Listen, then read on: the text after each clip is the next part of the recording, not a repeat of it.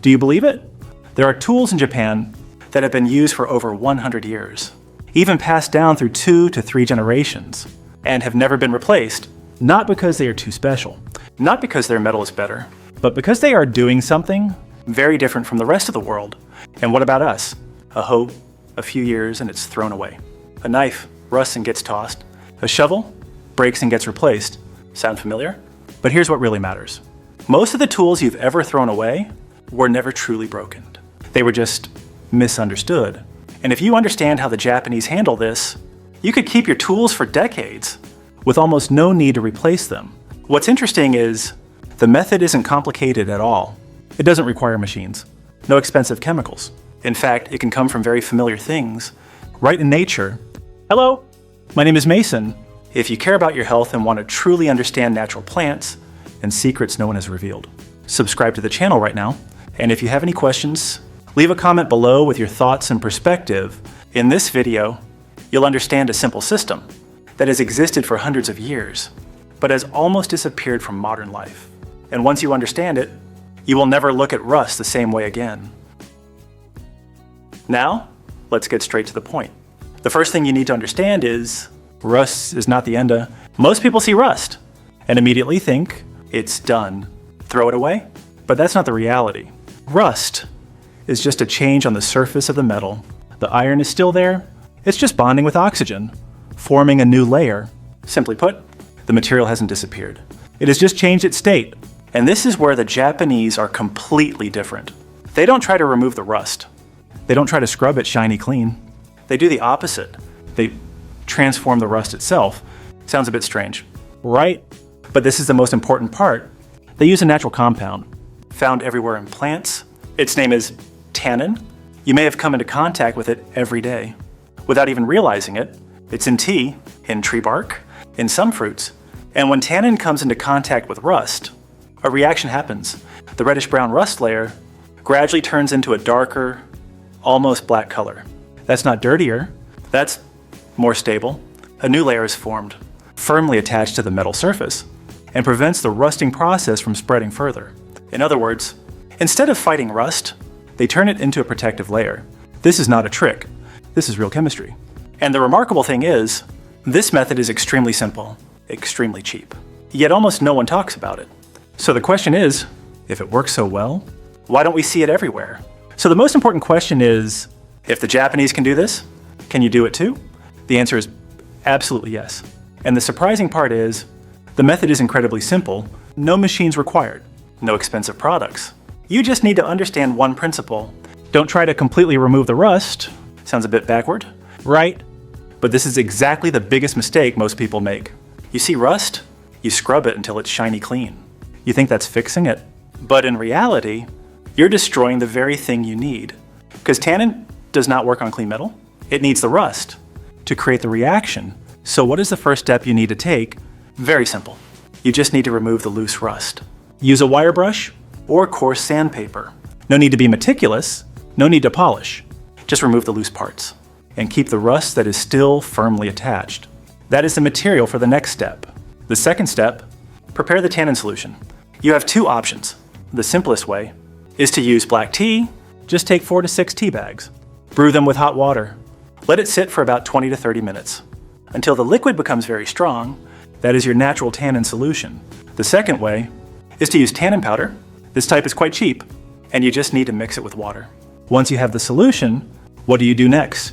Very simple. Use a cloth or a brush. Apply it evenly onto the rusted metal surface. No technique required. No perfect precision needed. Just coat it evenly, that's enough. And at this point, you will notice something very interesting. Within minutes, the color starts to change from reddish brown to gray, then gradually to a dark black. That is not a sign of damage. That is a sign the reaction is happening. The old rust layer is being transformed into a new, more stable layer, a layer that firmly adheres to the metal surface, and most importantly, it slows down further rusting. You just need to let it dry naturally. It usually takes a few hours, depending on the weather.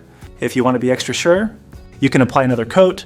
Multiple thin layers are always better than one thick layer. After that, there is one very important step, that is protecting the surface. The Japanese often use natural oils or beeswax, just a thin layer, is enough to prevent water and air from contacting the metal. And that's the entire process. Not complicated, not expensive, no special skills required. But the results are very different. A properly treated tool can be used for many years, even decades, without needing replacement. And this is exactly what most people don't realize. It's not that your tools are low quality, it's that you were never shown the right way to maintain them. The problem is not the tool, it's in how we use it and maintain it. And this is the biggest difference between the Japanese and the rest. In Japan, a tool is not just an object. It is seen as part of the work, a part of life, even for many people. It is something that can be passed down to the next generation. That's why they don't wait until it breaks to fix it. They maintain it from the very beginning. As soon as rust starts to appear, they take action. Not to make it look good, but to keep it functioning. This is a very different way of thinking. While most of us only pay attention when there is a problem, they take care of it before the problem even happens. You can see this very clearly in the way they garden. Japanese gardeners do not rely entirely on commercial products. They make use of what is available.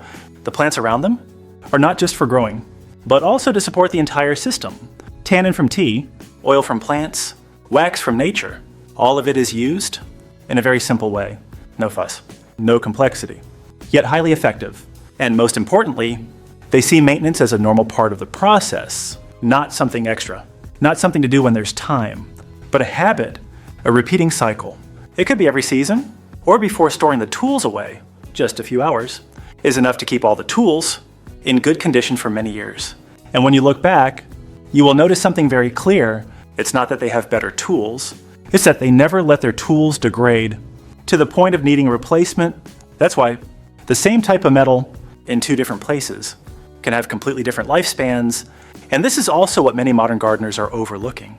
They focus on buying new things, but don't spend time maintaining what they already have. If you start to change that, even just a little, you will see a big difference, not only in your tools, but in the way you see the entire system around you. Up to this point, there is something you need to see very clearly. It's not that the Japanese have some complex secret. They don't have special technology, no super durable materials.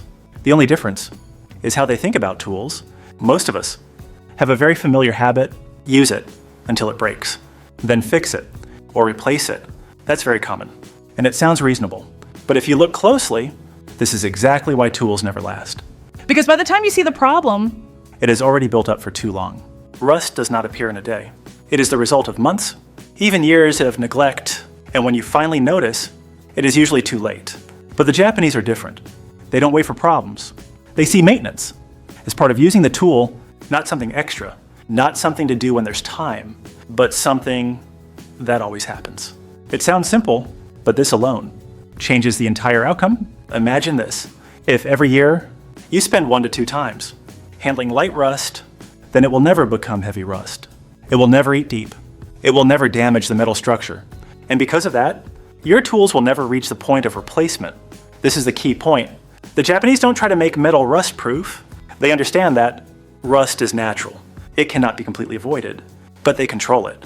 They keep it small. They deal with it before it becomes a big problem. And more importantly, they don't see tools as disposable.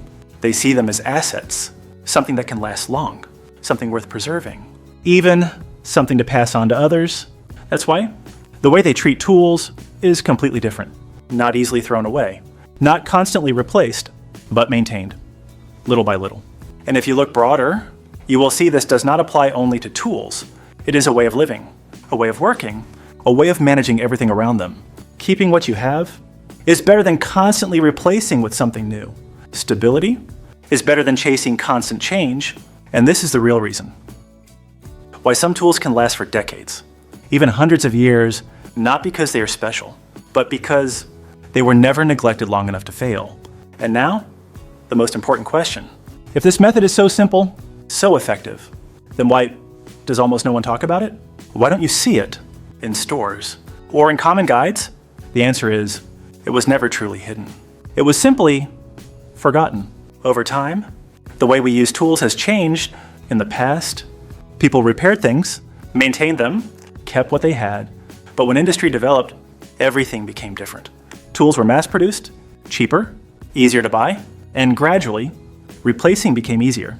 Then maintaining, at the same time, another industry appeared. Anti-rust products, coatings, metal treatment solutions, all packaged, advertised, and sold at high prices. Meanwhile, natural solutions were too simple, too cheap, and impossible to package into an attractive product. So it didn't disappear, but it also wasn't talked about anymore. Slowly, people forgot it ever existed, forgot that there was another way, a much simpler way. And when you grow up in that environment, you start to believe rust equals broken. Broken equals replace. No one tells you that. It can be handled differently. No one shows you that.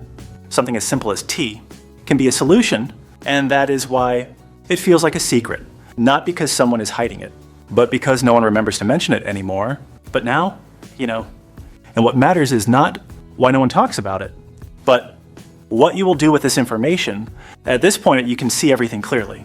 It's not that the Japanese have better tools. It's not that they have complex secrets. They simply understand how materials work, and more importantly, they don't neglect what they use, while most of us keep replacing things. They only need to maintain a little each year, a very simple process, but in return, decades of use, even multiple generations. And maybe the most important thing to remember is you don't lack good tools, you just lack a different perspective, a different understanding of the very familiar things around you. Because sometimes what changes everything is not buying something new, but knowing how to keep what you already have. If you have an old tool, that is rusting. Don't rush to throw it away. Try this method and see for yourself. If you found this video helpful, leave a comment below. I want to know which tool you will try first, and don't forget to subscribe. Because what you just learned is only a very small part of the natural knowledge that is slowly being forgotten. This video uses AI-assisted tools to help present visual information more clearly and understandably for viewers.